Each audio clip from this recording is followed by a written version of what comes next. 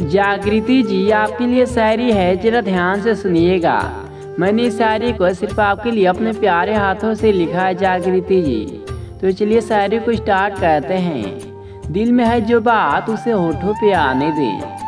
कि जागृति जी, दिल में है जो बात उसे होठों पे आने दे, मुझे जज्बातों की लहरों में खो जाने दे। आदी हो चुका हूँ तेरी निगाहों का।